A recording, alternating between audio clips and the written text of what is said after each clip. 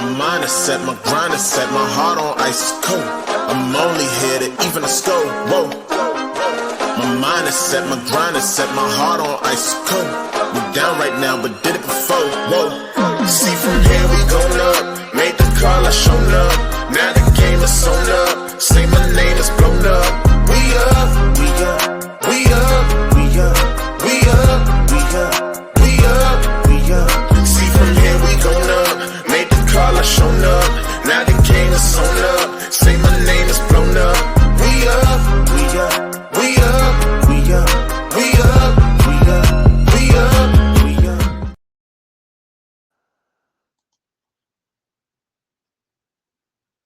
What's up, everybody, and welcome to another episode of the Knighted Ones podcast, episode number 82. Can you believe it's been 82 episodes of TK1?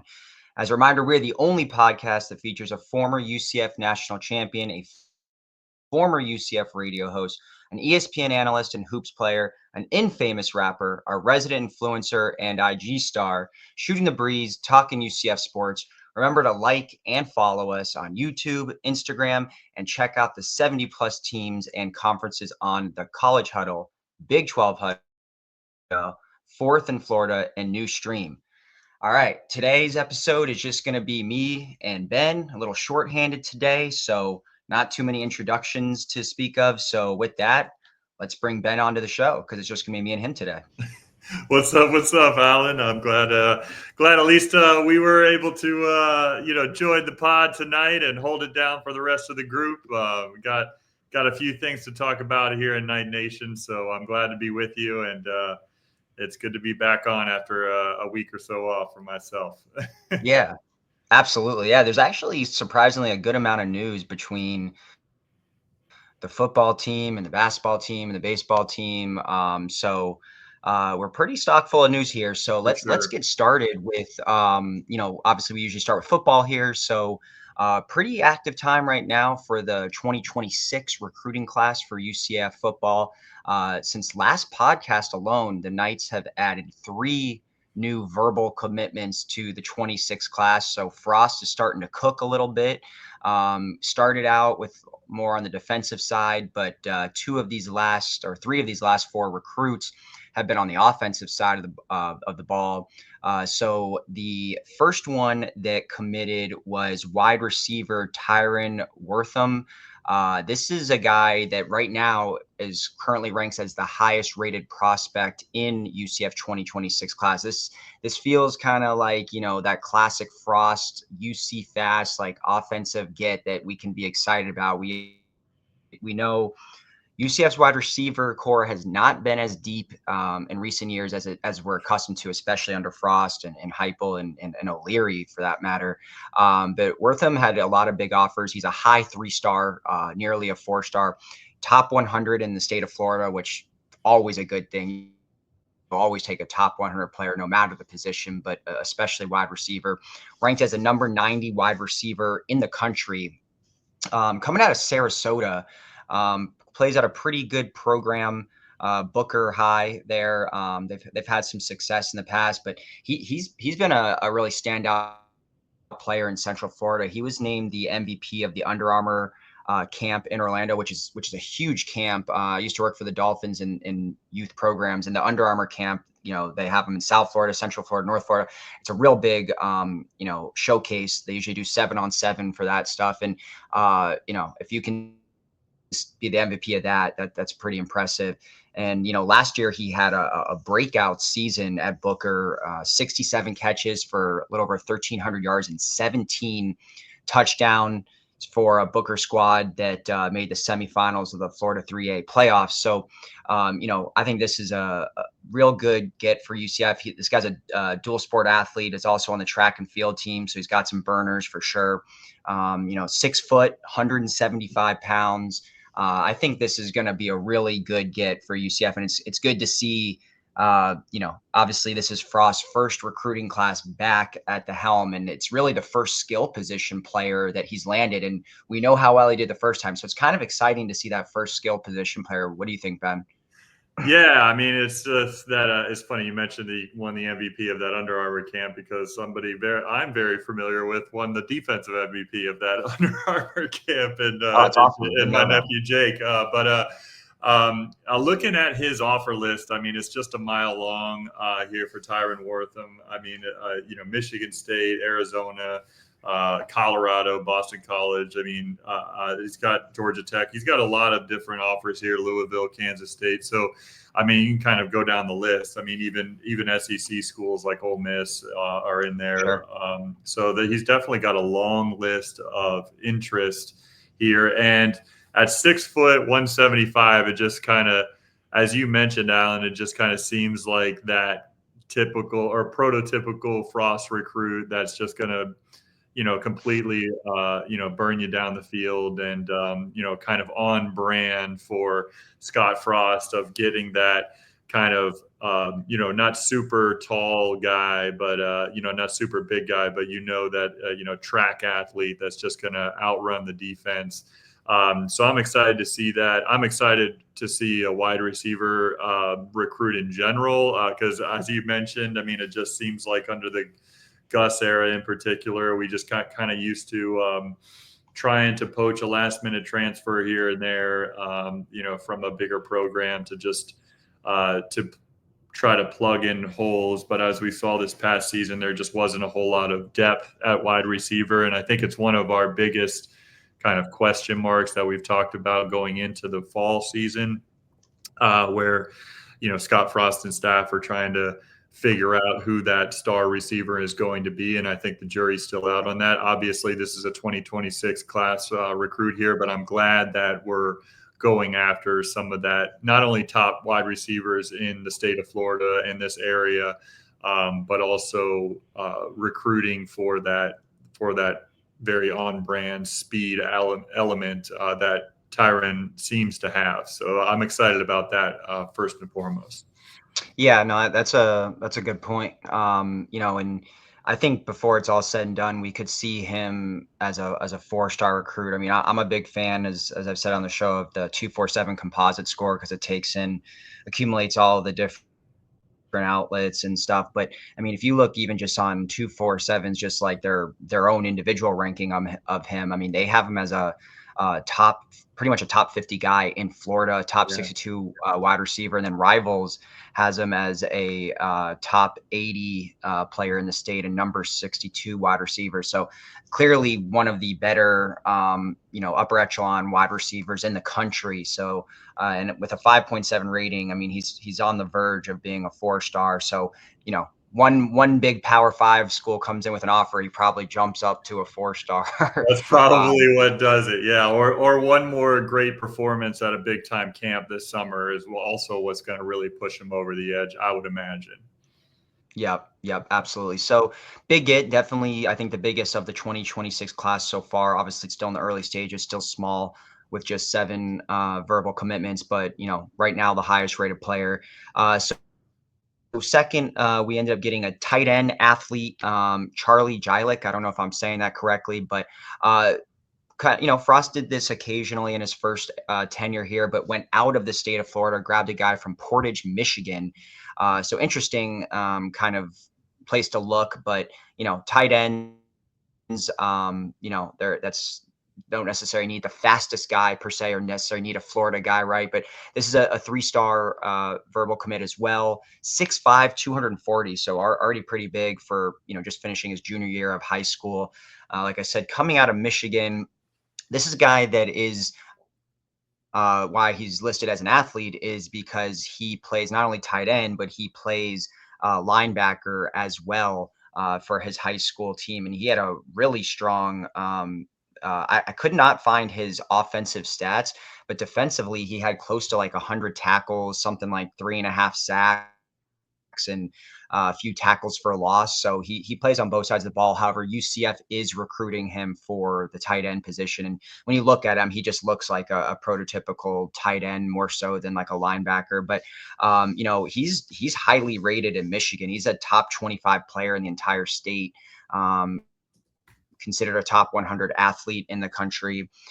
So, definitely has some, recruiting chops. The The offer list is not huge. It's, all of the smaller schools in Michigan, like Western, Eastern, and Central Michigan has an offer from. He's getting all the corners of Michigan, of the state of Michigan, except for the Michigan.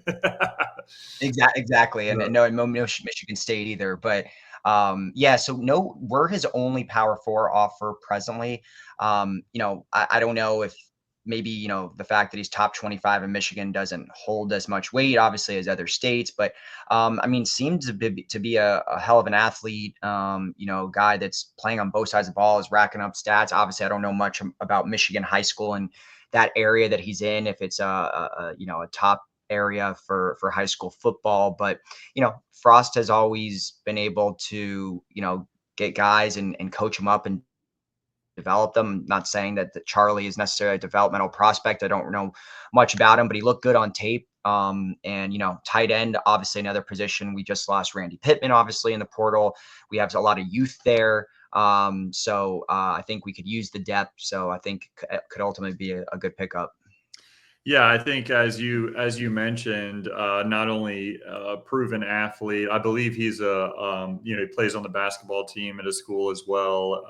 So he's playing a couple sports, and at 6'5", 240 in high school, I mean that's quite the frame for a junior in high school, and so. That's a good starting point for a tight end, especially when he's showing that much athleticism to be able to play the entire game on both sides of the ball, rack up nearly 100 tackles on the season. He's clearly the athletic type that is hopefully going to be able to make a name for himself eventually in this. I say eventually because it's like, man, it's tough to talk about high school recruits because you don't know if they going to. We're starting to get conditioned now where it's like, do we get excited about high school recruits for UCF because are they going to stay? But anyways, I think that he's the type of guy, and it seems like you said, whether he is a developmental type prospect or not, because like you said, we don't know much about him, but I think the type of athlete, the type of player, the type of person that Scottfrost really seems to be trying to recruit, as he has shown in the past, is those guys that are just have the drive and have the personality type to develop, to come in and try to make a name for themselves, not try to expect anything right out of the gate. And so maybe Charlie is one of those guys. And I like the athleticism that we see as far as being able to play both sides of the ball. And certainly he's a multi-sport athlete as well. And that size, I mean, that 240 at 6'5" in high school as a junior is certainly a good size to bring to the table.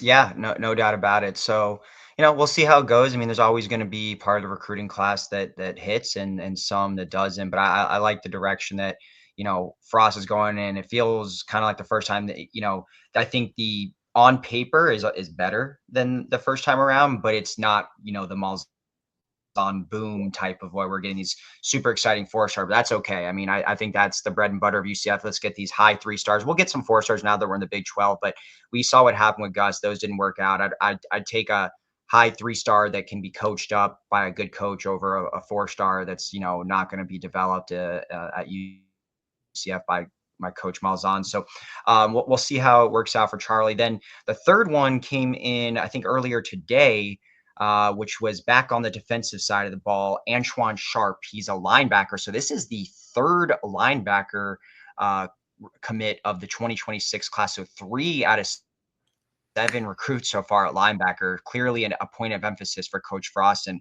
we've had some issues. You think they've identified a need there? Maybe. I would say so. We know how bad that position's been for really a long time now. It's been going on, feels about like 5 years. I mean, it was a little better last year. We've had some names there like Jason Johnson and some guys that have individually been solid, but it as a core, as a unit, has not been good, as we all know. But Antoine Sharpe, this is another big get, probably the second best player on paper in the class after Tyren Wortham. 6'1", 212 pounds plays at Palm Beach Central. That's in my neck of the woods, sort of out of Wellington. They have a pretty rich football history. Guys like Jordan Travis, Florida State's former quarterback, played at Palm Beach Central.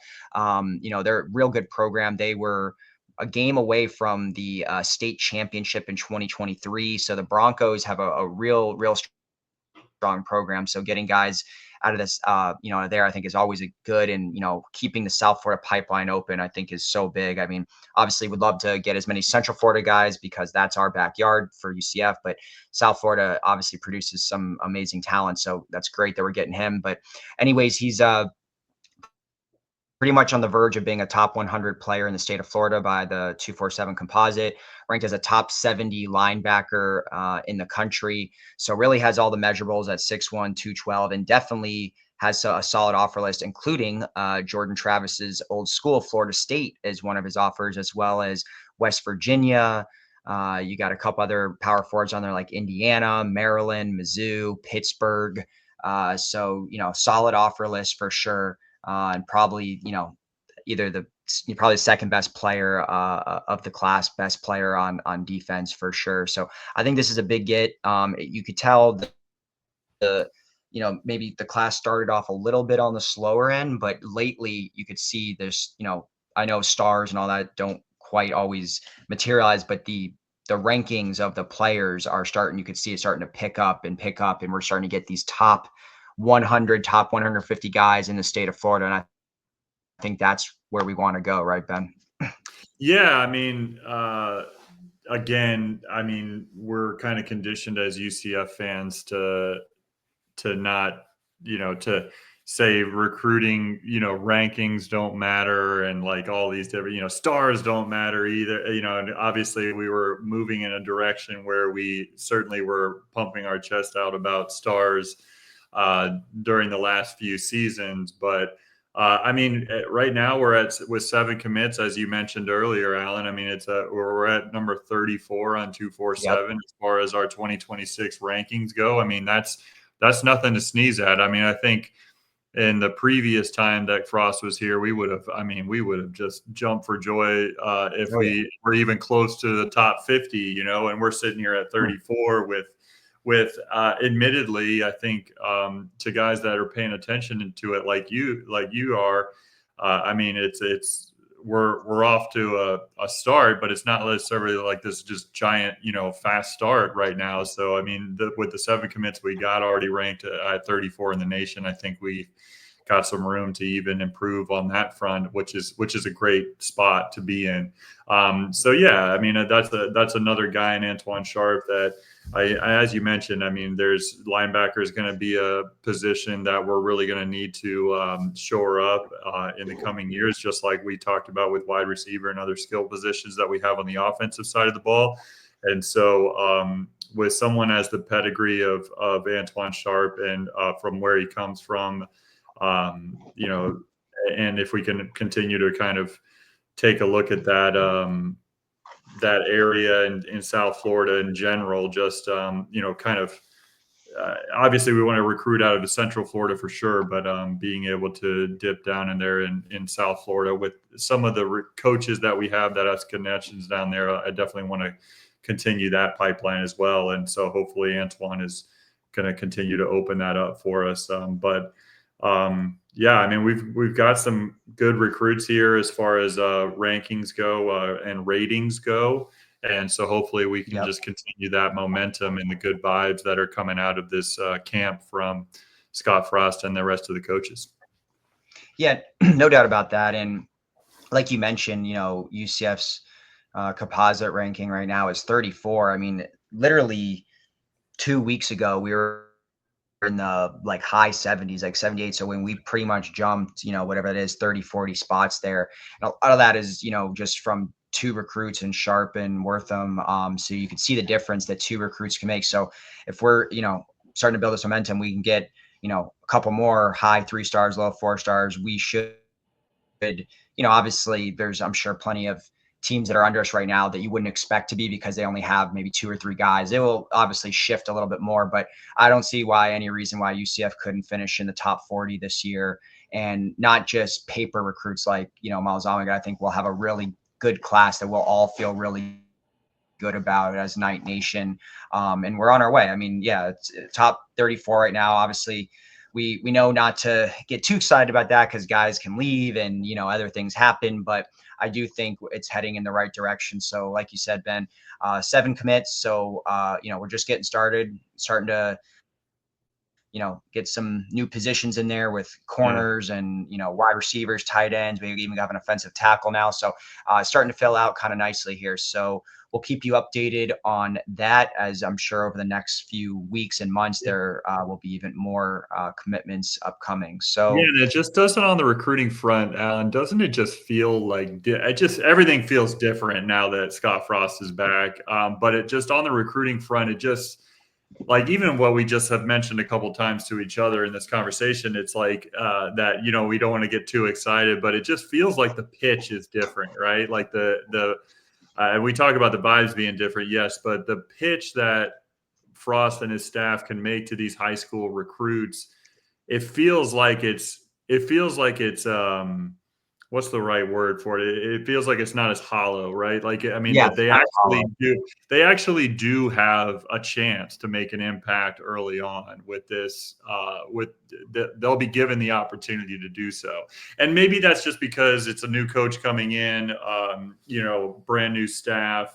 You know, everybody's got kind of that opportunity to make an impact early on, but it really does feel like that's the commitment and the transparency that Frost and his staff are going to try to bring to these, you know, to these recruits as they're going out on the trail, is that they truly do have an opportunity to make an impact early on, and even if they don't make that impact right away on the field, that you know, helping them sell them on the vision of like, we're not just going to have a turnstile of like, you know, a 50% of our, you know, turnover is going to be in the portal every single season.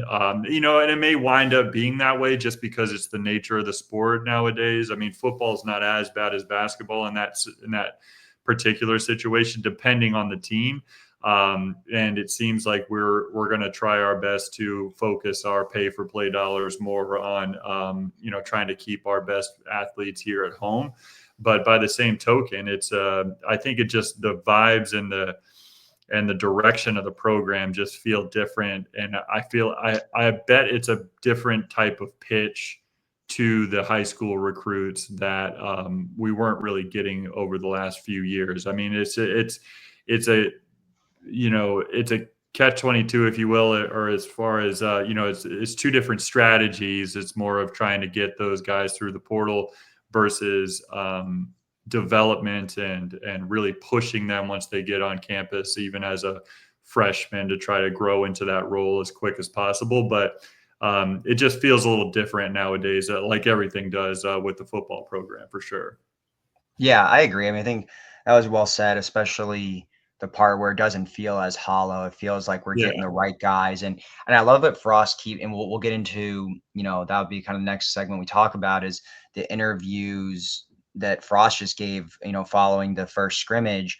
But you know, he's talking about building this program the right way, and you know, which is, you know, he keeps going back to, you know, building it through high school as much as you can, and, you know, building the right way in this era. But he is still emphasizing what he emphasized the first time around, which is team culture. You got to build that in. And he's saying even more in today's day, you need to have that culture, because you're going to be basically cycling through new roster year after year annually. So I mean, he's saying all the right things. It feels like he's doing all the right things. And it definitely feels so much less hollow. Like those booms from Malzahn by year 3 started to feel like, all right, you know, we're used to it. It's cool, but like, are these guys even going to play and work out? Right. You know what I mean? Like, is Malzahn just going to go get these 4 or 5 year transfers from like Vanderbilt and Auburn and, you know, plug them in, you know, or maybe it'll work out. So, you know, it does definitely feel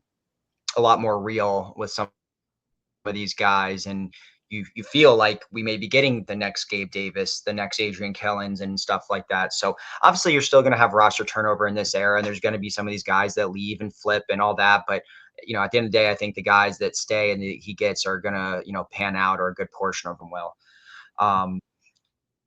So yeah, let's talk about the interviews. So obviously UCF did have their they're in the midst of spring football right now, and they had some scrimmages recently. They did have some open practices as well recently because they're not having a formal spring game this year. But Frost really gave his first sit down, or not sit down, but first interview extended interview with the media since basically his introductory press conference when he got hired again. So he said some interesting things in there, Ben. I don't know if you had the chance to kind of look it over, but just some of my initial impressions. I think he kind of recognized that this team looks a lot better than the first time when he was here. There's just like an upgrade in talent. I mean, obviously that team was talented too, but he basically said, we're Florida, we're fat, we're in Florida, we're fast. So he knows the speed there. But he talked about, there's a lot of work to do, as you'd expect him to say in April, 6 months before the season or whatever it is. So he said there's not a crazy amount of surprises. There's a lot of things from the technique standpoint that still need to be fixed, and stuff in the weight room, and then also just the players learning Frost and his coaching staff's expectations, which are obviously vastly different from the previous coaching staff, and all the holdovers from the players that are returning from last year have to kind of get used to that. So he talked about that. He talked about some of the other coaches in their system, like Coach Grinch, and obviously a lot of emphasis was put on media was asking him about the offense and quarterback. Mostly coach speak answer. Nothing has emerged yet. All the guys are taking reps. We're evaluating, blah blah blah. But there was a couple nuggets in there, and he did talk about, similar to, I can't remember, I think it was Becton who actually talked about this last week or the week before, that they both have said that Wade and Charles, is a freshman on the team right now, as wide receiver, has really stood out. So Frost is the second coach to say that. So that's encouraging to hear that about the wide receiver room. And he singled out a couple other players, but basically I think the overall essence was, there's still a lot of work to do. The scrimmage went, okay, as much, as good as you can expect with guys that are, still learning the system, getting adjusted to a new coaching staff and all that. What did you take away from it? Yeah, that was definitely the highlights, what you mentioned there. I think one of the other things I'll add to it is just watching the interview with Frost is that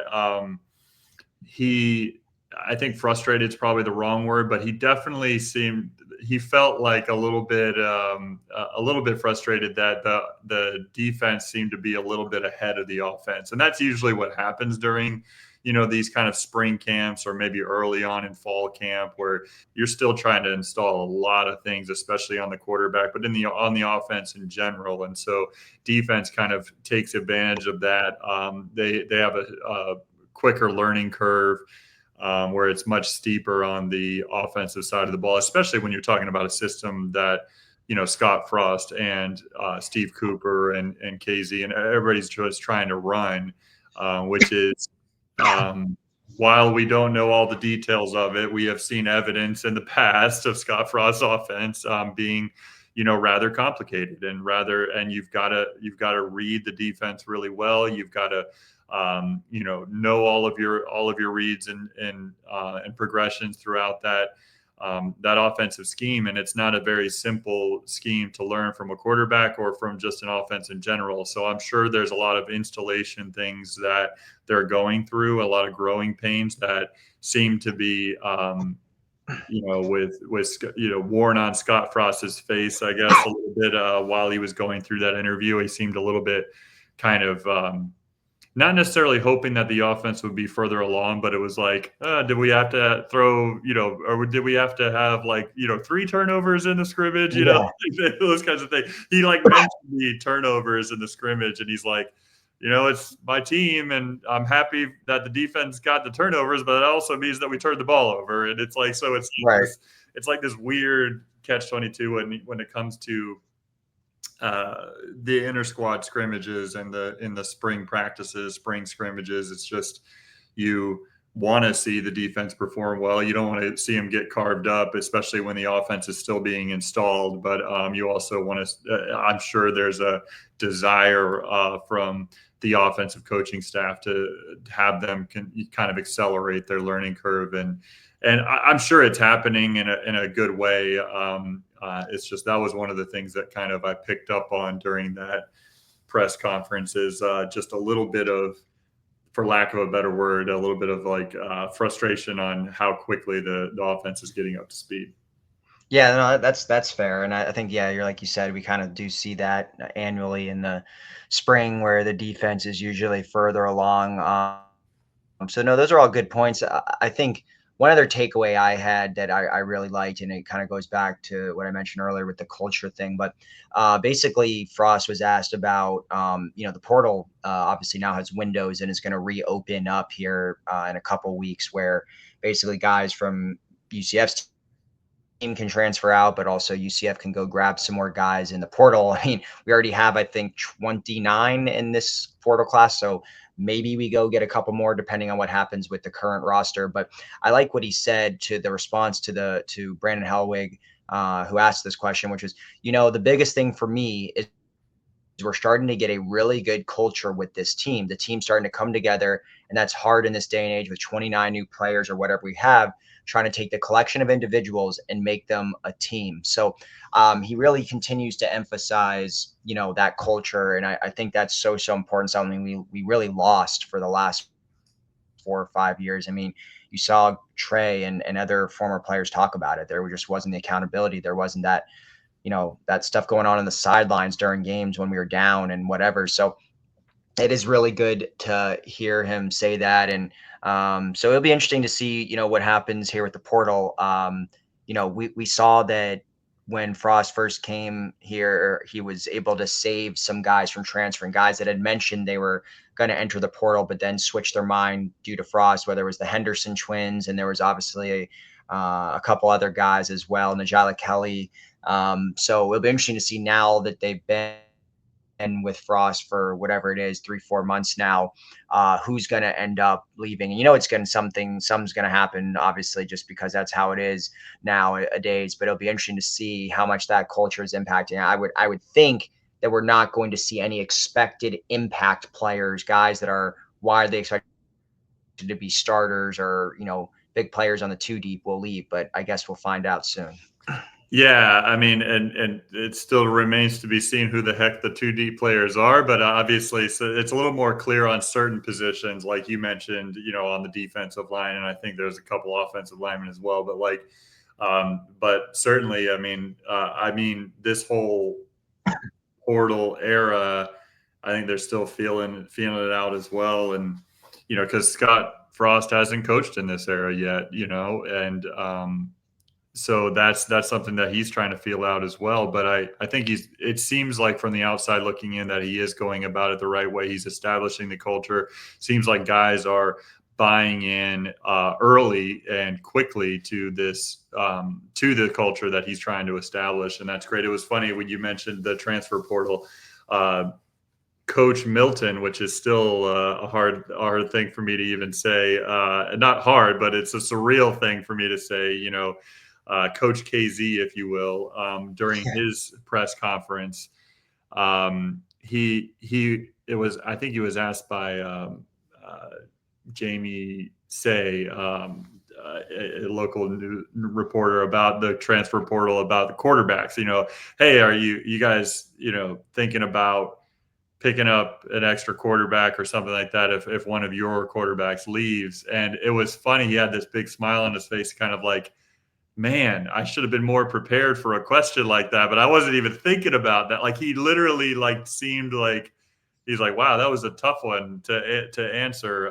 He kind of had he had a very genuine reaction to that question. And I would say from watching it, it was a good one in the sense that, hey, if one of these guys does leave, it might be a little bit of a surprise, and we'll certainly pursue someone to try to fill that spot so we can have a full QB room. But he immediately said, right now we have 5 guys in that QB room that I'm very comfortable with going into this season with, and I hope that's the case. I hope that they're all here because, those are the 5 that we want to roll with, and we're not looking for, and without saying it, he was saying, like, we're not looking for anybody else, beyond those 5 guys, unless one of them, leaves, so. Sure. It was just his reaction to that question was just classic because it's this genuine nature that KZ certainly has, and definitely Scottfrost has, where he gives you those little nuggets because he doesn't really know any other way but just to be kind of himself. Like Scott is gonna, Coach Frost is certainly gonna throw some coach speak out there. Like he's Sure. he's a veteran. He's not gonna be naive and throw some and tell you everything. But by the same token, he just has this kind of genuine nature about him that certainly KZ has as well. And it was a cool moment to watch that because he looked over and he's like, well, you kind of got me there. That was a tough one, he said. That was a tough one. Yeah, no, I agree with you. It is crazy to say Coach Milton or Coach McKenzie. So Yeah. that, I think we throughout, until maybe KZ becomes a veteran seasoned coach, we'll probably get some good nuggets from KZ over the years. I Yeah. think they'll keep it pretty real. So yeah, I mean that's pretty much you know the most of the news here when it comes to UCF football. I did see one thing, and I did forget to mention one thing, and I was a little hesitant. It's interesting. There was another 2026 commit. For some reason, is not on 247, even though it happened days ago. But Brandon post about it. So obviously Brandon is the most reliable it gets. So if he posted it, but we did have a defensive back, Jakari Jackson, who committed to the 2026 class. And the only reason I'm hesitant, I'm wondering if this is a walk-on sort of scenario because he, basically has no offers. He has us and Mercer. So literally it's not even like he has a G4 offers he's got or G5 offers he's got, really nothing. And even the headline of the article was a surprise Jakari Jackson lands surprise offer or whatever. So I don't know if it's like a preferred walk-on scenario. Maybe that's why 247 doesn't have it, but he's a defensive back out of Olympia High. So don't know how much he adds to the class, maybe an under the radar type of guy. He doesn't have a ranking, does not have a state ranking, doesn't have a 3-star, 2-star kind of anything. So maybe still early for him, and maybe UCF or Frost is, maybe kind of diamond mining there. I don't know, but 5'11", 175. And Olympia is obviously a school in Orlando, so local guy. I don't know, again, if it's a walk-on situation, but in theory, UCF would now actually have 8 guys in the class. I just wanted to mention that before we moved on. Yeah, I even saw an article the other day, and it wasn't an article. It was like a segment on Sports Center where they were talking about the possibility through the oh man, the term is escaping me now. The revenue sharing that's coming up, and the house settlement that we'll see what happens there in the coming months. That there's a potential that with the amount of money thrown around in college athletics, that at least for football and basketball, that there will no longer be walk-ons actually. So, like, Really? It'll be straight. Yeah, it'll be like that they'll no longer be walk-ons in the sense that what an athlete that would have been a walk-on will still get the benefit of some sort of scholarship or some sort of money to be able to play sports and be on the team and all that. So it was something that I saw kind of quickly on SportsCenter the other day, as something to keep an eye on as this revenue sharing and as the house settlement develops over the next few months. Interesting. Okay, good stuff. Yeah. So that will wrap up UCF football. As far as them, they basically are going to practice Thursday, Friday, and then they pretty much are set to wrap up on spring practice in the middle of next week. So they'll practice the end of this week and they'll practice through Wednesday, and then spring practice is done, and then we basically get ready for summer ball, which is the eve of the season. Still have a ways to go, obviously, but when you get into summer is where it starts to position battles get a little bit more intense, and you start to hear a little bit more news. So we'll keep you updated there. So let's go into basketball, which Ben, I'm sure you'll have a lot to say here. Obviously, we know the basketball program, as disappointing as the finish was to the regular season, had quite an exciting postseason, arguably the most exciting postseason since like the NIT kind of Final Four run that they made in this new tournament here, the college basketball crown. So we're going to get into that. Obviously, if you watched, you know that it was a 16-team tournament, and UCF was able to win 3 games and make it to the championship game in the first ever inaugural college basketball crown tournament here. Unfortunately, they blew a lead that they had for a good portion of the game, ultimately losing to Nebraska, which is ironic that Frost comes back and then we play Nebraska in this crown championship, and we lose 77-66. So, I mean, I think we could talk about, Ben, we talked about before the show, talking about the semis against, Villanova, which we got to win, and obviously a Nebraska game. But I'm just curious. I think we'll get into a lot of topics, but I mean, what are your, we've get into the X's and O's of the game, but what are your just thoughts on that run in general and what it means? Yeah, so I want to start with the tournament itself first.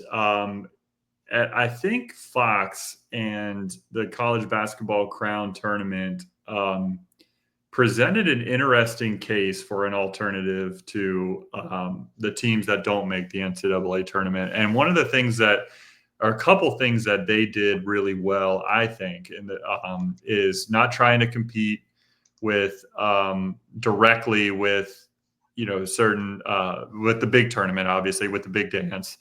Not trying to compete directly. They actually, gave the ability to kind of take advantage of the Final Four week and the anticipation and leading up to the Final Four by having the entire tournament during that week, like Monday through Saturday, so Monday through Sunday, essentially. And having those 5 games that UCF played, during that time. So obviously that's a stretch of basketball that you're really only used to seeing in the very early on in the season, these kind of preseason tournaments. But even then, that amount of games in that short period of time and in college basketball sense is not as common nowadays. But it is an interesting format, 16 teams. And the other thing that they did, I think, that made this kind of a fascinating thing to look at moving forward is that they paid everybody, they paid their way to the tournament. So you have 16 teams make the tournament, and they said all expenses are paid to come out here to Vegas, all in one location, and do this tournament for the week. And then obviously, as it's been pretty publicized throughout Night Nation and anybody who has looked at the crown, is each round, as you made the quarterfinals, semifinals, and finals, were a certain level of NIL money that are given to the players. And something that Mark Daniels has brought up throughout this week on the radio, but I find it an interesting thing to look at moving forward, is like, there's plenty of times, I think, when I was growing up, when I was very young, you would never think that a certain bowl game that was super important, like the Rose Bowl or whatever, that you'd have players willingly sitting out of that game, right? And then all of a sudden, 10 years after that kind of became the norm, where certain players, if they weren't playing for the national championship, they would sit out of an important bowl game, even something like, Fiesta Bowl, Rose Bowl, whatever that may be. What if, 5 years from now, all of a sudden it's not 50,000 for the team if you make the quarterfinals and 300,000 for the team if you win the championship, but what if it's $10 million. Like, it's a 16 team tournament, and they get all these investors and this big money into it. And they say, we're going to invite the biggest brands in college basketball, and we're going to go up against the big dance, and the winner of the tournament gets $20 million or whatever it may be. It's something crazy number like that, right? Like, if you're a player on Kentucky and you're a 4 seed in the NCAA tournament, and you've got to win, you've got to win, 8 games essentially in a 3-week time period to win the championship and to be college basketball's national champion. Are you going to take the risk of doing that, or are you going to go and say, I got to win 4 games to win $2 million myself? Like, the players might vote a little differently at an era that we're in right now. So I just want to briefly talk about the Crown, because it's an interesting thing to look forward and say, what would happen if someone just tried, a group of investors just try to blow this thing up. That being said, the inaugural edition of this tournament, I actually think once you got over that UCF's not in the big dance, this is some tournament that nobody had ever heard of 6 months ago. Once you got over that kind of initial shock and you just watch the games, you're like, wow, this is actually presented in a nice way. It's exciting basketball because, the games themselves were exciting because you got a bunch of players on the teams that are just going after something. I mean, they're not mailing it in, that's for sure. All the games that I was able to watch in the Crown, which of course were all the UCF games. I'm not watching USC and Villanova closely, admittedly, but I think the games that we were able to observe from a UCF standpoint were highly competitive, and it was a brand of UCF basketball that we had missed seeing this year, especially from 2 different elements. One, just playing together defensively and kind of swarming the ball and getting after it and really buying into each other, or buying into the defensive game plan. But I think most of all, which was most evident with this group of players that played in the Crown for UCF, is they truly seem to play well together, especially on the offensive end. The ball never seemed to stop moving. And that was really encouraging to see. And also at the same time, you kind of had this little thing in the back of your head, like, man, if our star players that we had that did not participate, some of our star players that didn't participate in the Crown, in particular, I'm going to say his name, Keyshawn Hall, like, if we had more of a buy-in on ball movement with a player like that in our lineup, how much better could we have been against the teams in the Big 12? Because you heard all of us talk about it either, all year, but in particular, Roger and I saying how we never see UCF make a UCF player make the extra pass. Keyshawn Hall was not great about passing out of the double team very well. The ball was seemed to stop. And when you see the kind of extreme example that they were able to put on the court this past week in the Crown tournament, it kind of makes you wonder, like, what could have changed if a player of his caliber, Keyshawn Hall's caliber, could have bought into that offensive game plan a little bit better than he did. Instead of, with the benefit of hindsight, it seems more like, was he just trying to get his? A sacrifice of winning if that's what it would take. And I think the results of that in the Crown tournament is that we played a winning brand of basketball, and we were able to not only stay in games, but come back when we needed to, make runs when we needed to, make stops when we needed to, and win the game. That game against Villanova on Saturday night was extremely exciting. I mean, the run that we went on to finish out that game, I'm not exactly sure where it happened, but I mean, we were in the lead most of the game, and then all of a sudden Villanova makes a crazy run.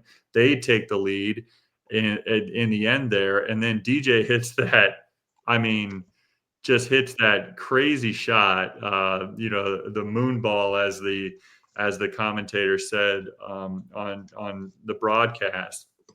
I mean, just that crazy shot to tie it up and go into overtime. I mean, how could you not be so happy for a guy like Darius Johnson that he not only had 42 points on that game, but he hits the biggest shot of the tournament, bar none, to force overtime. And then he and we as a unit just kind of take over in that game. And so I'm really proud of the effort that the team played for. It was fun to watch. It was fun to watch a UCF team play so well together, which we've only seen in kind of spurts this year when you're really looking back and trying to be critical of the type of basketball that you watch throughout the season. It was fun to watch them play together. And then I think that just from observing Johnny Dawkins as well, I mean, it just seemed like the team that he was just really happy to coach. And granted, I'm being a little harsh on Keyshawn Hall, but quite frankly, I can be harsh on Keyshawn Hall because he's not a UCF Knight anymore. He was a 1-year rental, and I am somewhat happy for him that he was able to get his bag at Auburn. But he's no longer a player that I'm going to think about because he's not a UCF player, and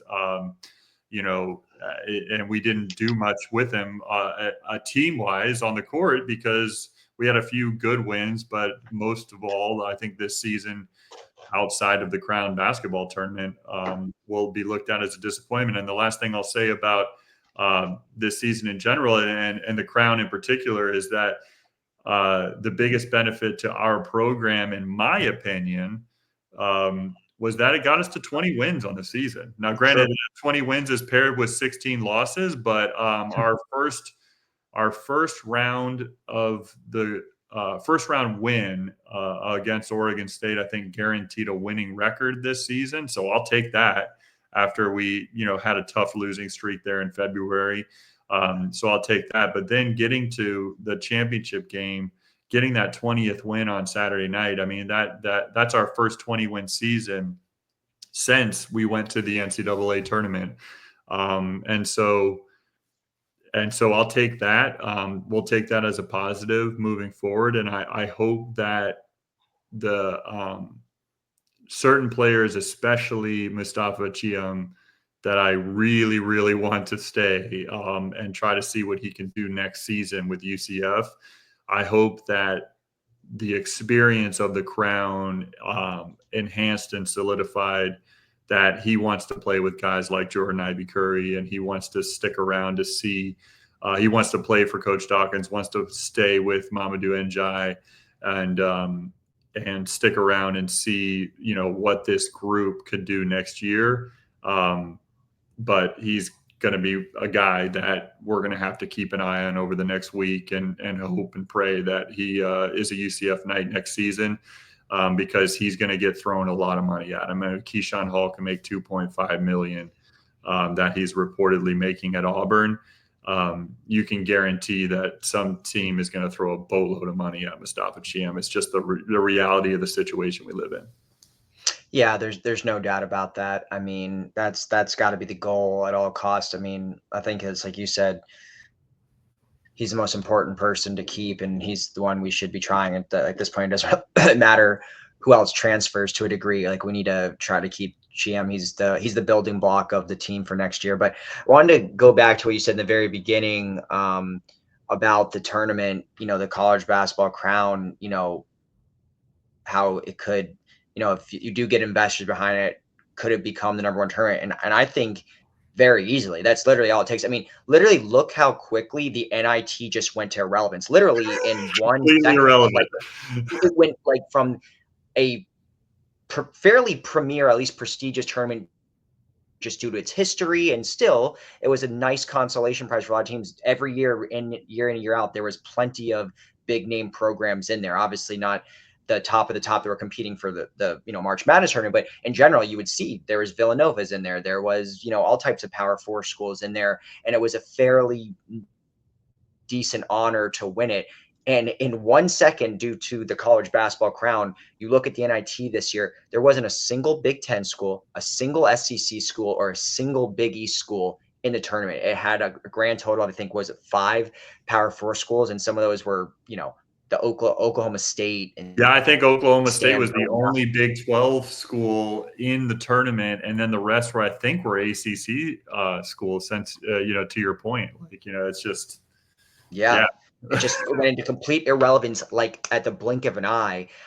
So that, I mean, is there a world where the college basketball crown could take over the top side? Yeah, sure. I mean, I think people like the 64 team format, so they would maybe expand it, but at the end of the day, it's all money and just a name. So sure, money could make it so Yeah, very I easily. don't want to be like total hot take central here. I don't think that. I mean, the Big Dance is in my opinion, is the best postseason in all of sports, no matter what professional level or whatever. It's the best postseason in all of sports. And I'm not saying that it could take over.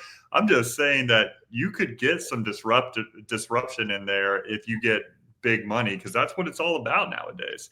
Oh, 100%. You could definitely get some disruption in there. And I think for the first year of the tournament, like you said, it did really well. I think they did a good job with the broadcast. I think they made it exciting. I think you had some premier teams. I mean, you talk about USC and Villanova. I mean, these are, Villanova won the national championship, 4, 5, 6 years ago, whatever that was. I mean, Right. you had some pretty good, solid teams in there. And it was exciting, and it was a lot of really good games. My thought on the UCF thing is, I had kind of in my head, if we won, how it felt. I kind of was thinking like, the effects of this wouldn't be felt. Maybe we wouldn't see them right away. We wouldn't know what that meant. But I think it'd have been really cool to go down in the history books as winning the first ever crown tournament. Like, that's a great trivia question, something people might remember. But to see the team lose, basically right at the end of the season, lose Mikey Williams and Keyshawn Hall and all these guys, and to really come together with basically a roster of 8 guys, 7, 8 guys that are playing in these last 4 games that we had, and win, and not just win. I mean, they overcame adversity. Like, talked about the Villanova game. I mean, that was a game that looked like we were, SOL. We were on our last leg there. I thought it was hopeless. And then obviously DJ goes and hits that big shot, and they were able to come away in overtime with probably a Villanova squad that's likely more talented, more deep than us. I know it's I wanted to mention that. I mentioned that in our group chat. I definitely wanted to mention it here, is that Villanova, that team that we beat on Saturday night, they're all 8 of their top 8 scorers were in the lineup and healthy on Saturday night. So like we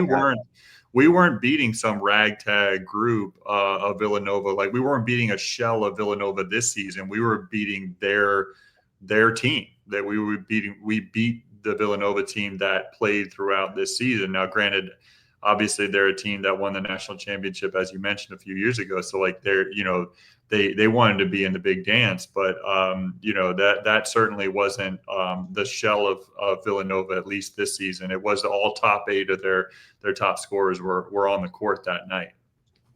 Yeah, sure. And so, I was really impressed with how, I think we talked about, I mean, you weren't on the pod last week. We talked about like, what did we think UCF was going to do in this tournament? And I literally said, I think we're going to beat Oregon State. We're going to win 1 game. We'll probably lose in the second round.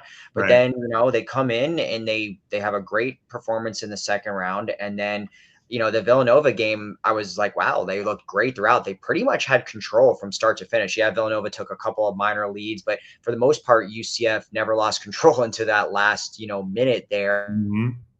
And then they got it back with a huge shot by DJ, and they went in overtime. And the Nebraska game, again, I think UCF was only favored in the Oregon State game. The other 3 games they were not. Then Nebraska was a 3.5 point favorite, but UCF at one point was up 10, 11 points. I mean, they had a good control, but then they kind of blew it there in the as we in the second half there. But overall, I think it was a really nice finish to the season, and it somehow, the storyline was just better with the fact that we had our leading scorer leave us. And for a guy that went and got $2.5 million.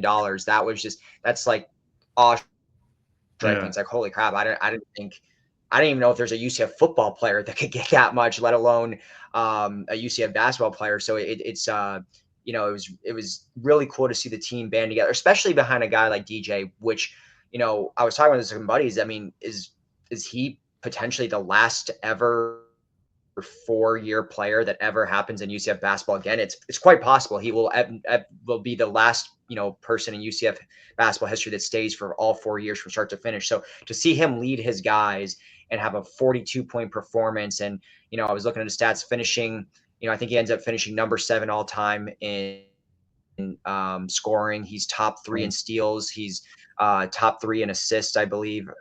So, you know, to see that, it was really cool. So it kind of made a nice ending to a overall sour season. And, you know, even if we'd have won, you know, I think it would have been one of the bigger accomplishments in UCF history. Obviously, winning the crown is not our ultimate goal, but it would have been a cool thing. So losing didn't hurt too much, but overall it was a nice finish to get, like you said, to 20 wins. It was fun to watch, and it was good to see Coach Dawkins, you know, bring a shorthanded team to the finals and beat some good teams along the way. Yeah, I mean, I think as a UCF basketball fan, there's just, if you're watching those games, you kind of, if you're hating on the tournament that they're in while you're watching the games, you're just a hater, you know, like it's just like you just wanted to hate it, right? Like instead of just watching, like, hey, I get to watch another, you know, another chance to watch my favorite team play. Like watching a meaningless bowl game, you still want to watch it because it's another UCF football game, even if it's the Boca Raton Bowl or whatever. Exactly the same. Yeah, it's the exact same concept as that, as the, you know, UCF being in a 6-6 bowl game, right? And so, you know, I think it was a great opportunity, and I'm glad that they took advantage of it. I think I agree with you. It would have been so cool to win it. And I think that ultimately they just ran out of gas, especially DJ. I mean, he got banged up in that semifinal game. He clearly was nursing some sort of hamstring or some sort of injury during that championship game, and he was just trying to gut it out for his last collegiate game ever. It was kind of surreal watching it because you knew, win or lose, it was his last game in a UCF uniform. And I mean, I've said it on this show before, but I mean, he was one of 7 players throughout all of Division I basketball. We're talking 300 plus teams. He was one of 7 players throughout all of Division I basketball to have stayed and contributed more than, you know, all 4 years or plus with his team this season. He one of 7 players in the whole country. So to answer your question, I think that stat alone answers your question, that he is going to be the last one, unless some major rule changes happen. I think he's going to be the last one that we can talk about like this. I think this crown run alone like solidified him. He's going to be a future UCF Hall of Famer. I mean, I just think that the appreciation for Darius Johnson, a lot of UCF basketball fans already had it, but it just increased throughout this tournament. And the main thing for me it would have been really cool to win it, but ultimately it would have been really cool that Darius Johnson went out as a champion. Like, that would have been cool. I would have really liked to see that, just out of respect for what he's done for this program. And so it's a shame that it didn't happen. That game was a total game of runs. It was back and forth early on. Nebraska went on a big run, and then we went on a big run in the first half to end the first half to tie it up at halftime. And then all of a sudden we just explode out of halftime, and we had a 14-point lead with, I think, about with about 15 minutes left. We had a 14-point lead in that game, 35-49. And so that was where, again, and then all of a sudden it was like we couldn't score for a little while.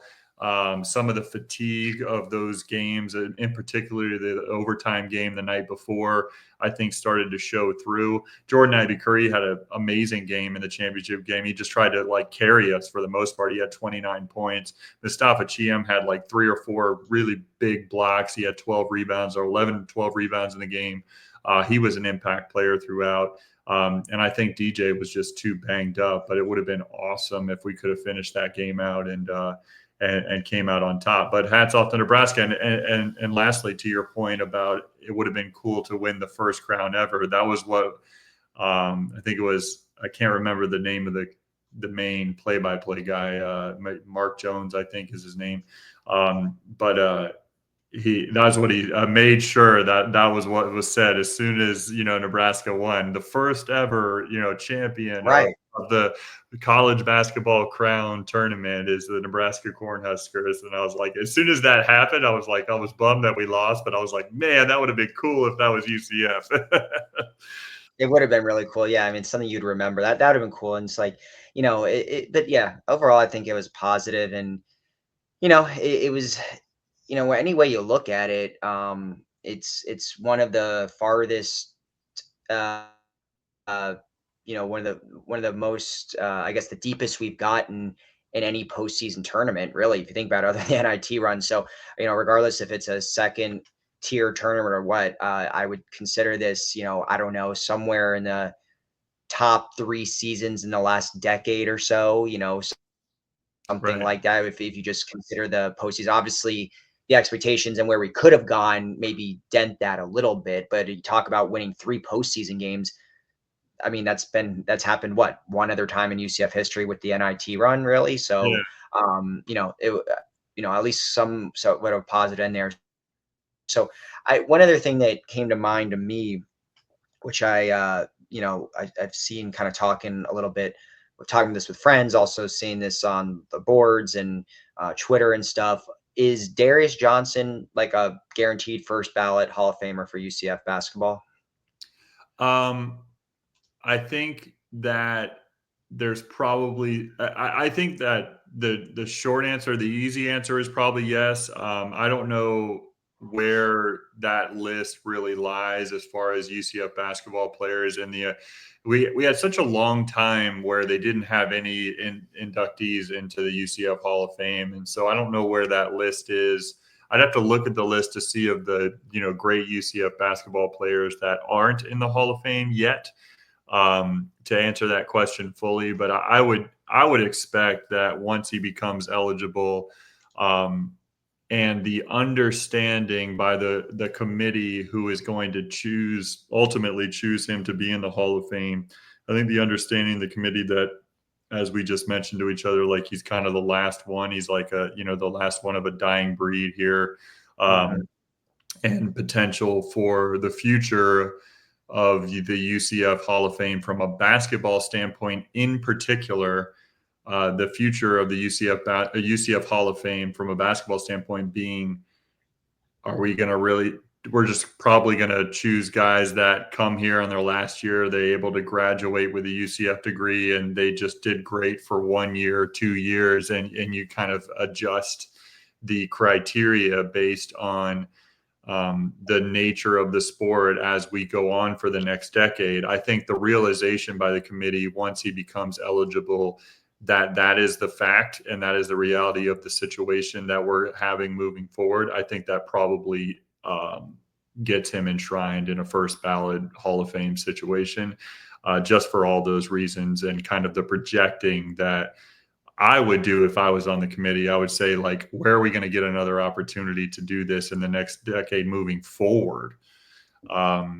So yeah, I would say that he's solidified himself as a UCF Hall of Famer. I mean, top 10 in those very important categories, a great career overall, and the longevity of sticking with our school and being a UCF guy. I mean, that's the thing. It's like, I talk a lot about, and Trey does too, about these group texts that we have with our former teammates, and it just, well, I didn't play I didn't play 4 years, but I stayed with UCF the whole time. But like I just stopped playing basketball. But by the same token, it's like those guys that are in the generations prior to the last 5 years, they're just, it feels like such a bigger connection to the university, such a huge pride. Whereas, you look at a guy like Keyshawn Hall, who has now transferred, and you see three schools ahead of the school that he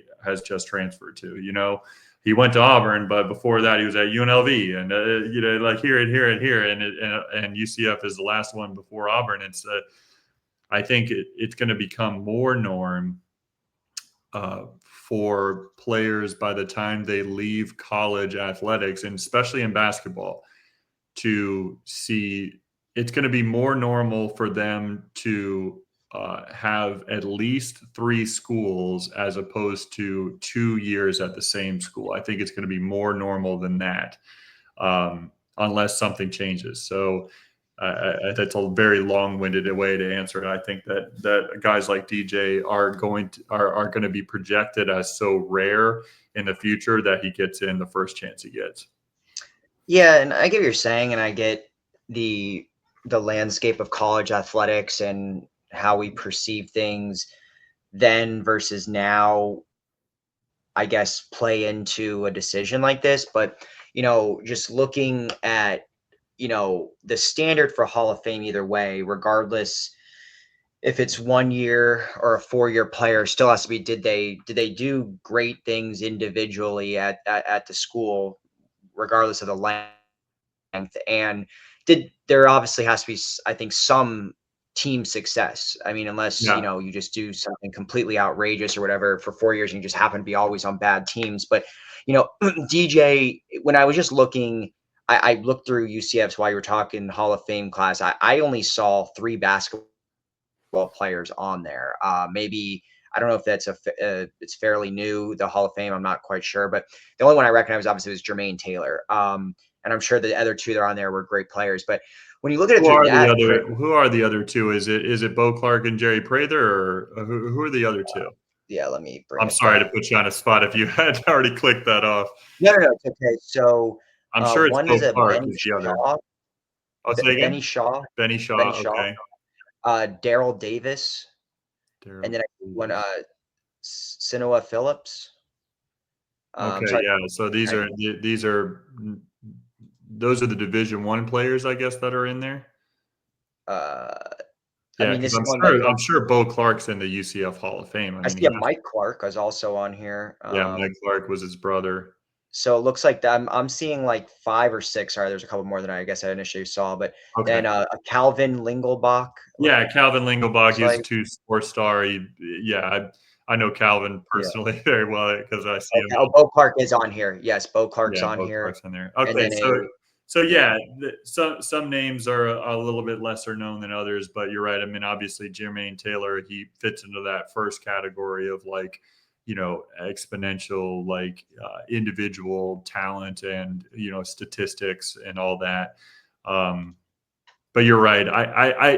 The only caveat I'll say to what I said earlier about DJ being a first ballot Hall of Famer is that he's not a first ballot Hall of Famer if you don't first make BJ Taylor and Taco Fall first ballot Hall of Famers. 100%. You have to. There's no way. Yeah. Right. And I don't how many years removed, I wonder, criteria, because we're coming up on them graduating 5 years, 6 years, 7 years ago. Feels like Bortles got inducted in 2023, and I think that's 10 years after he played for UCF. Maybe it's 10 years is the criteria. Yeah, because or here, let me see the exact. I'm sorry, you know what? He was or was he 2020? Oh no, he was 2021. So that's 8 years. So I don't know if it's 8 years. I mean, you would think obviously he was first ballot. I would think he was on the first year that he was eligible. So, but Jermaine Taylor was 2021 too. And he was before 7-year eligibility. I just looked it up. It's 7-year eligibility. Okay. So, and the reason why I think Bortles was a little bit longer is because I think they recently restarted it. I think 2021 was when they restarted inducting that makes sense. The Hall of Fame because they took a long break, and I think it was actually Mahajer that said, "Why aren't we doing this?" By the way, looks like they took a 4-year break actually. Yeah. So they took a long break there. So it looks like it's 7 years is the eligibility, and then just unless they change it, I'm pretty sure one of the eligibility criteria is that you graduate from UCF or you have a degree from UCF. So, Right. I mean, so just going back to him, yeah, I agree. I think there's other players that definitely deserve a spot over Darius Johnson if you had to choose, like BJ and Taco. Not only I think accomplished just as much individually, if not more, they obviously had much more team success as a whole. I mean, there was multiple 20-win seasons there. There was the only, March Madness win in program history within there. So one of our highest ever finishes also in the American as well. So, I do think, they would have to, but with DJ, I'll preface it by saying I do think he should be in the Hall of Fame. If those guys are in, then yes, I do think he should be in there. But on one token, when I don't know a lot of those, I actually don't know any of those basketball players I mentioned for you other than Jermaine Taylor. But because I was in school when Jermaine Taylor was here, when I look at Jermaine Taylor, I mean, that guy was so obvious he was going to be an NBA player. Just the raw athleticism was unbelievable, and just he was a guy. I mean, he was I think. I want to say he was like in the top 5 scoring in the nation that senior year when he had he might have been number 1. He averaged 30 points a game his senior year, yeah, or junior year. Yeah, and then in yes, it was in Conference USA, but most of the teams he on were close to 20-win teams, so there was team success on a relative basis. Obviously, maybe not as much as like the BJ Taco teams, but whatever. But when I look at it through that prism, I'm like, the Hall of Fame has to be special. You can't. It's kind of you can't just let anyone in there, right? It has to be you accomplish something unique, Agreed. and especially when only 4 or 5 names get in there a year, and you look at when you just compare it to football, when you look at some of the names on here, like Blake Bortles and Josh Sitton and Brandon Marshall and Kevin Smith, and I'm like, does Darius Johnson equivalently rank, to those guys? And it feels like no, but but then when you look at the stats and what he just did here in this tournament, and the fact that basketball doesn't have a lot of names in the Hall of Fame and doesn't necessarily have as rich of a history as football and all the, obviously pro talent we put out in football, where we haven't done that in basketball. Right. You think you have to kind of look at all these factors, and I do feel like he probably deserves a spot, especially when you think he just overtook Isaiah Sykes in points all time. He's top 3 in assists and steals. He just had an amazing postseason and hit a game-tying shot to bring, UCF essentially to the finals of the tournament. So I think all things being said, he should probably, get a spot. Yeah, I think he was able to solidify himself this past week. I mean, we've spent so much time talking about the longevity of Darius Johnson at UCF, so it's hard to just put it under a microscope over the last week. But hey, he needed a little bit of a postseason, kind of juice to put on his resume, and regardless of what you think about the Crown Tournament, his performance in that, and being on the All Tournament team, which was announced right after the championship game. Darius Johnson was part of the All Tournament team there. Sure. So I think that was a little bit of an extra resume builder to it. Probably already a lock that he was going to be a UCF Hall of Famer. And again, we're talking about human beings on the committee that are going to be selecting these individuals, and I don't see how you look at BJ Taylor and Taco Fall and their impact on UCF as a whole as soon as they're eligible, and them being UCF Hall of Famers. And I think that 7 years from now, as long as the criteria stays the same, I think that the committee of human beings again are going to look at Darius Johnson and his body of work, and also project towards the future of saying, are we ever going to see somebody like that again in the UCF basketball uniform? And the answer potentially to that question could be no. And so therefore he gets in. Sure. Yeah. No, there's no doubt about it. Yeah. Yeah. So, all right. Well, I think we've, talked about basketball here. Obviously, the Knights now look to next year. Going to be a lot of change, as there will be every year. But obviously, lose a guy like Darius and all the other losses we had. We'll see what the roster looks like here in the coming months. But at least we had somewhat of a positive finish to the season. All right, so let's go on to another UCF team, which is the baseball team. You Oh, mind actually, I'm sorry. before Before we move on, we yeah, got because the I want to make sure yeah, we talk about next season's UCF basketball team, and we did get a yeah, commitment this week in the transfer portal. So I'll just yeah. Let's quickly talk about mention. Yeah, I want to mention transfer. Riley Kugel. So because this was a really interesting announcement for me once I saw it come through the other day, and getting a commitment from Riley Kugel. So he commits to he's going to be transferring to the Knights from Mississippi State. He actually started his career at Florida, but one of the things that was what made it interesting for me is that I watched Riley Kugel play a lot in high school. He went to Dr. Phillips. That's where I graduated from. A former UCF assistant coach in Ben Witherspoon, who has most recently the last 2 seasons been at Mercer, was his high school basketball coach, was Riley's high school basketball coach at Dr. Phillips, and him along with Ernest Uda Jr., who played at TCU this past season, and a few other, and Denzel Aberdeen, who we just saw win the national championship last night at Florida. Like there's some players that were on that Dr. Phillips basketball team that won the state championship back in 2021. And so I remember Riley from high school was hyper athletic. He could shoot the lights out of the ball. Very good shooter. In high school, I haven't seen him play,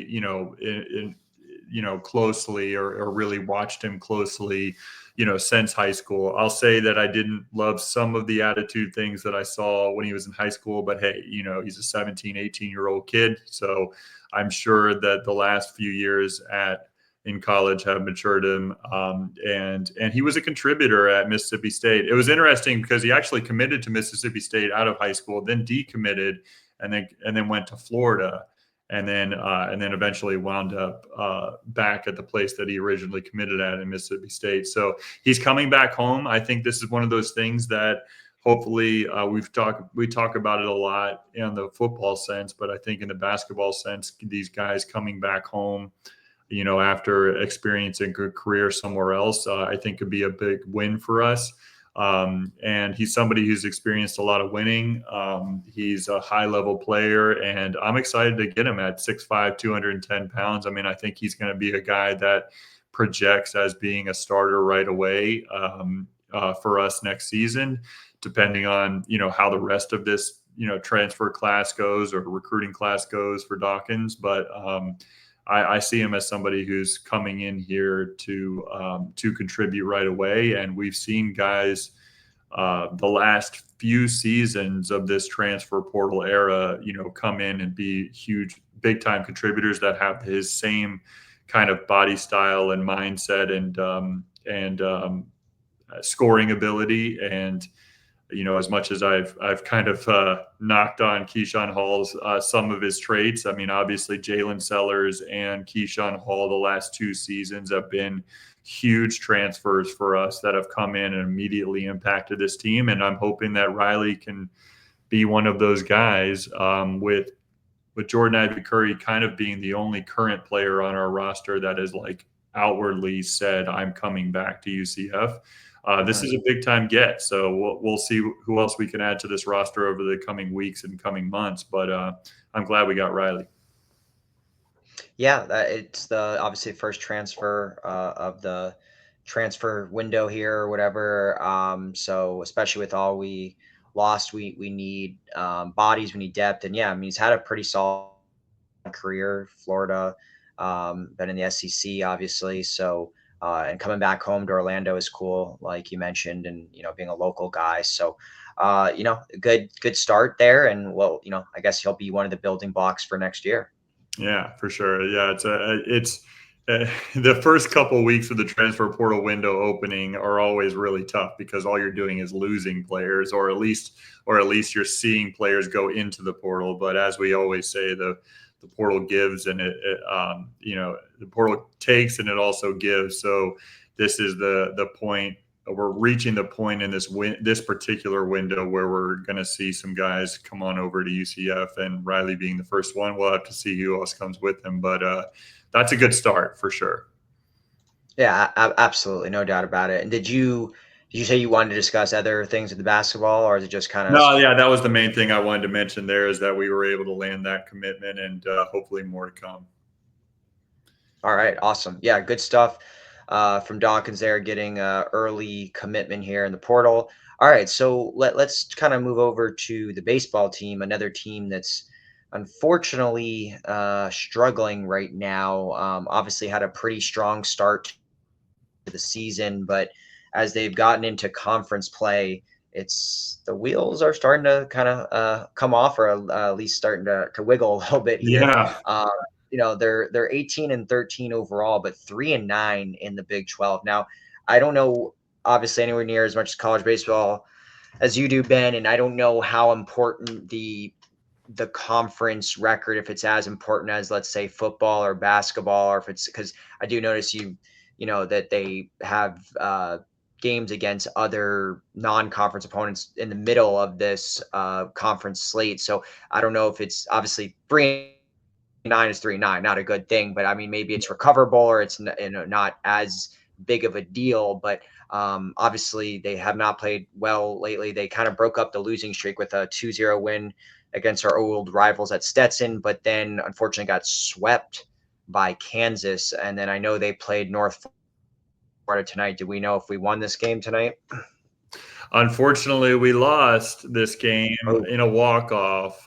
So we are now, we are actually now 18-14 as a team on this season overall. And to answer your question about playing non-conference games in the middle of the conference slate, so the way it works in college baseball is that you play your weekend series, your Friday, Saturday, Sundays games against conference opponent, and then you typically have one weekday game, which is for UCF it's usually on a Tuesday night, and it's and that's usually against a non-conference opponent. So that's the way that schedule typically lines up. And no, to also answer your question, 3-9 is not great in the conference. I think that this it's been kind of fascinating to watch.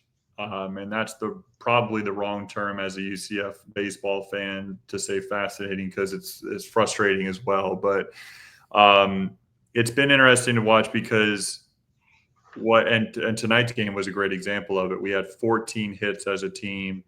We were able to only push 5 runs across. So we're leaving a lot of players on base. And statistically, there's not a whole lot you can point to say, this is definitely the reason why we're losing these games. Except for, I think the amount of, or I should say the low amount of timely hits that we're getting. We're not able to string runs together. We're not able to bring runners around into scoring runs, and that's been a struggle.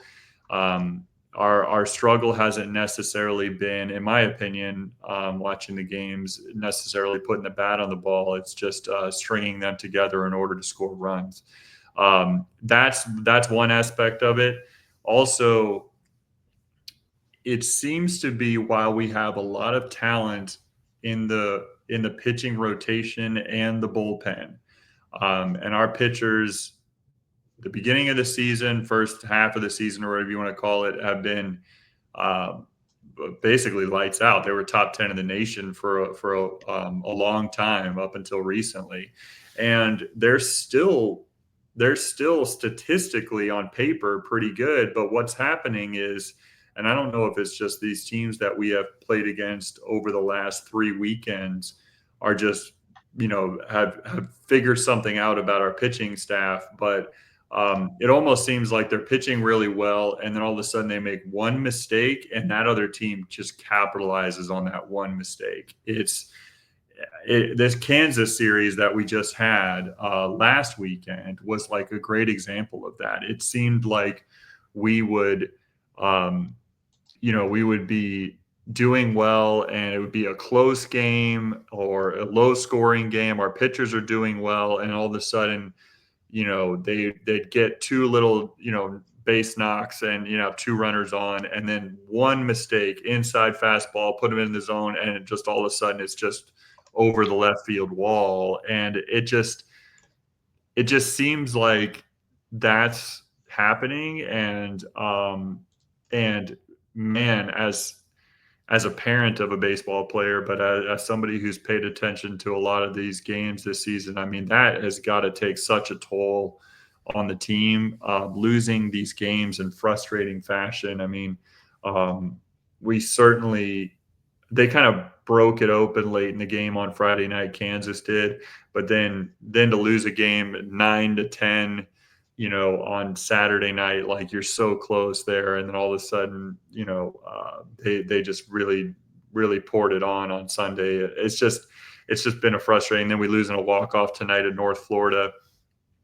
I mean, I don't know how Coach Wallace is going to right this ship. I'm sure he's being kept up at night by it because he's a highly competitive guy and he wants to figure out ways to come together. Now, these post-game interviews that I've seen of Rich, of Coach Wallace, he's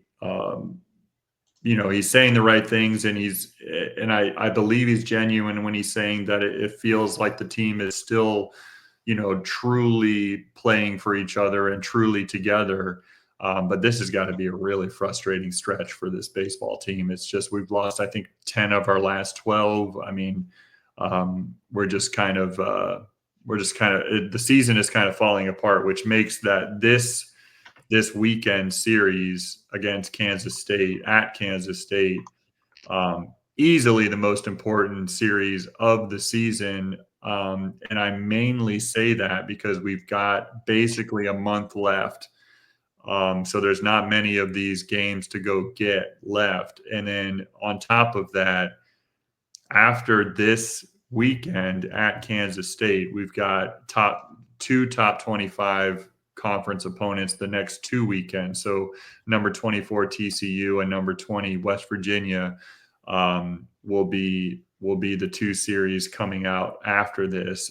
Both of those are at home, but certainly you want to go out to Kansas State and take at least 2 out of 3 and just try to get some positive momentum going into another tough stretch of the season where we're going to need to compile wins at this point. Beginning of this season, we thought 40 wins even before the conference tournament was an actual reality. Now we're just trying to scrape together eke out as many wins as possible just to try to get some momentum, and we'll see what happens down the stretch. Yeah, I mean, it's tough. I know Rich is, really trying to build the program, and feels like the last, I know we joke around that I don't follow too much the other sports outside of basketball and football, but, obviously being in UCF Nation, you hear things through all the things I'm involved in, whether it's rivals or Twitter, and being, just keeping my ear to it. And it seems like the baseball team, kind of goes through this almost every year where they start out hot and then kind of falter off towards the end and don't really ever get over that hump. We kind of been stuck as a program, seems to be somewhere in between, maybe average or slightly above average overall. Not someone that's all, ever in the dumps and, last place type of team or anything like that, but seemingly tough to get over the hump there. So, I mean, like you said, I mean, there is some time left, but it doesn't seem like, talking about you're 3-9 in the conference. I mean, best case scenario, you're probably still going to be hovering around 500 at best, even if you have a really good stretch to the season, but hopefully they can turn it around. Yeah. I mean, the thing that gave us hope this season going into the season, and it was certainly solidified by the first month and a half of performance by the UCF baseball team, is we made it to the regional final last season.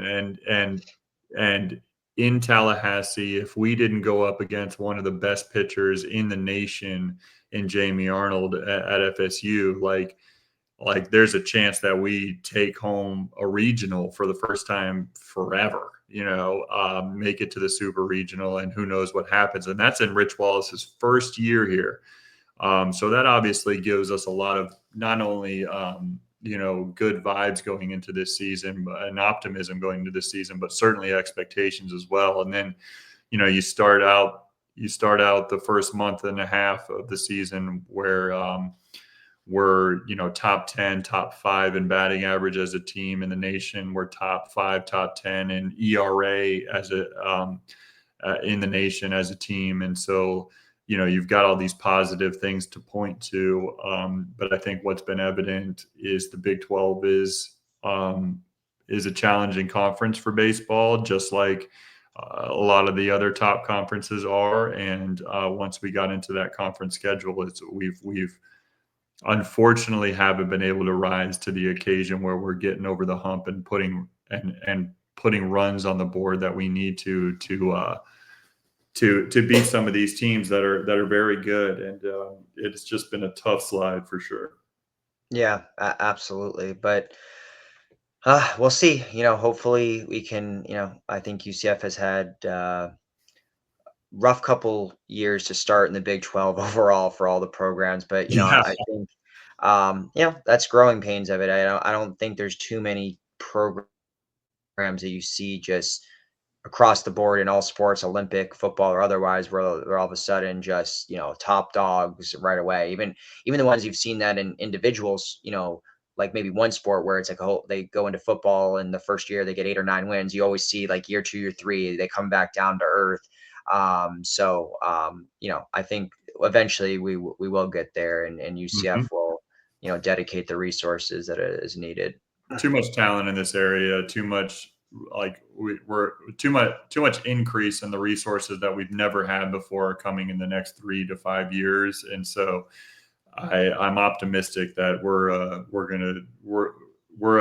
still a sleeping giant that's about to be woken up. Yeah, I mean, what would be, I guess based on the expectations that went into the season, what would, be where were we expected to go? Like how far into the postseason? What would have been considered like a good year for baseball? Yeah, for baseball. Yeah, I think approaching that 40 win mark as you go into the conference tournament is something that I think we'd be looking at. I don't think anybody was necessarily expecting us to host a regional this year by any means, but we looked at it as it possibly, it could be a possibility. But that's always going to be tough when the regionals are usually hosted by schools like that are in the perennial, top 10 in the area. And we unfortunately have, Florida and Florida State, who is a top 5 team at the moment. And of course, Miami in our state. So it's tougher to host a regional. I mean, even getting back to the moment that we were at last year and competing in the Tallahassee regional or even being good enough to bypass the Tallahassee regional, we don't host, but we're able to go somewhere else, as opposed to having to go to Tallahassee, right? And go through that gauntlet. That would be looked at as a success. And, going into a regional with a chance to win it is fantastic. But even making a regional is an accomplishment. And at this point, we got to turn it around quick to have a chance at that. And so I think not making a regional will be viewed as a disappointment, especially after the success we had in year 1 under Coach Wallace. Right. Okay. Well, good stuff on baseball. Thanks for that insight there, Ben. So I guess did you have anything else regarding baseball, or do you want to kind of head into these final few segments here? Yeah. Let's move on from it. I'm hoping that the baseball team moves on at Kansas State and starts to get some winning ways behind them. Yeah, absolutely. So this week I do have my fun fact of the week, and I did say some of it kind of when we were talking about Darius Johnson, but I wanted to make the case for him and talk. I went into more kind of a deeper dive of stats when it comes to DJ and where he ranks officially. And some of the actually what I said earlier was I was a little bit off. So here's where Darius Johnson ranks all time. So you can be the judge of if he deserves to be Hall of Fame or not. But overall, he is number 4 in UCF history in total assists. He is number 6 in assists per game. As far as points, I was actually wrong. I said 7th earlier, but he moved up to number 5 actually when it comes to points. So he's 5th all time in points. 3-point field goals, number 4 all time. Also, I think I said earlier steals, he was 3. I'm sorry, he's number 1 all time in steals I had a all feeling he time. was So number 1, yeah. yeah, so we're talking top 5 in points and assists, number 1 in steals. He's, a few other stats. One stat I actually like a lot is win shares, and he's number 7 all time in win shares. And then true shooting percentage, which combines your field goal, your 3-point, and your 2-point field goals. He's number 4 all time in true shooting percentage as well. So pretty much, I mean, he's a stat leader in almost every category essentially outside of rebounds and blocks, which obviously makes sense given his position. So I think that's really cool to see where he ended up finishing, especially with that postseason. Really passed some big names in school history, whether it was like Isaiah Sykes or passing Isaiah Sykes in assists and points. He passed BJ Taylor in assist. Came 10 assists short of beating AJ Ramsa in assists. So Wow. we're talking about some pretty legendary guys in school history that he's up there with. And then the only other thing I had was I was looking for this stat. I was going to ask you since Josh isn't here this week, was to ask you a little quiz question. So the other thing, because you had talked about was, when you talk about just the sheer amount of time that he was at UCF and that he may be one of the last, probably the last player that, spends 4 years here so he is number 3 all time in games played. Who are number 1 and number 2 in games played?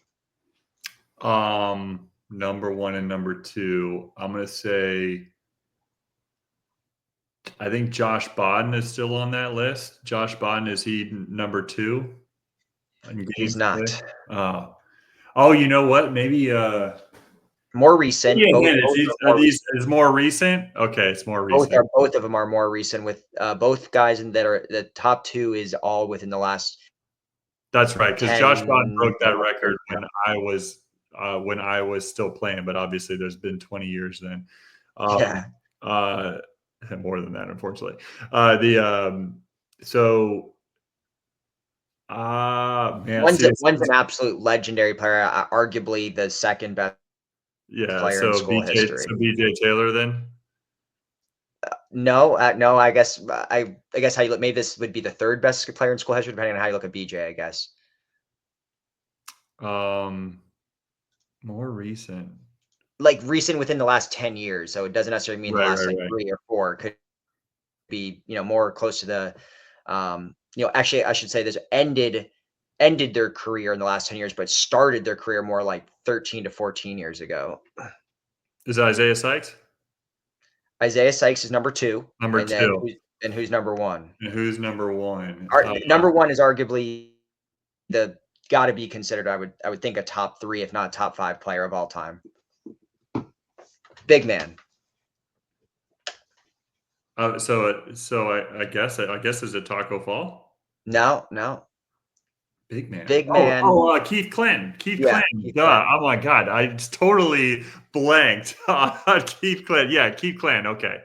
So I should have known that. Actually, I should have known that right off the top of my head, but it's late and I'm already apologize to Keith. Yeah, absolutely. You're right about that. Easily top 5 all time. I mean, Keith is a man. So that doesn't surprise me one bit. Yeah, Keith Clan, right?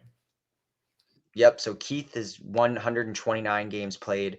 Isaiah Sykes is 126, and Darius Johnson is 125. So Darius is up there in everything. I mean, there's a couple of categories that I mentioned. He's also number one all time. Darius is in free throw percentage.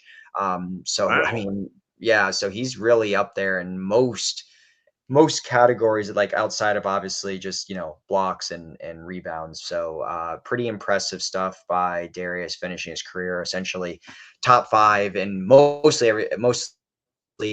categories, if not top 10 and pretty much everything there. So Right. all right. So I guess the only other segment here is update on sports that I don't watch, which I didn't update this part. So if you didn't, this is from last week.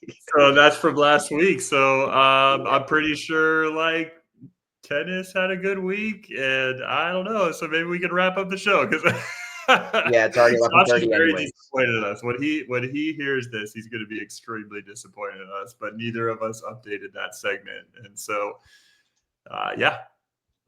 Women's golf finished out the Veritex Bank Collegiate in 5th place. I'm just reading off the UCF homepage now. There you go. Rowing breaks into the top 15 in the CRCA poll. So I assume that's some sort of national rowing poll. And that's the only thing that I'm seeing on the UCF homepage right now. So I guess that's the update good enough on for me. sports that clearly neither of us watch. Yeah, we have to change the name of the segment. Exactly. All right. Well, yeah. So good stuff today. I'm glad we were able to keep the show on despite being a little short-handed. So, we'll be back next week with another episode. Make sure to tune in, subscribe to our YouTube channel, subscribe on all the major podcast platforms, Apple, Spotify, and whatnot. Follow us on Instagram and X. And Ben, with that, go Knights and Charge on. charge on, baby.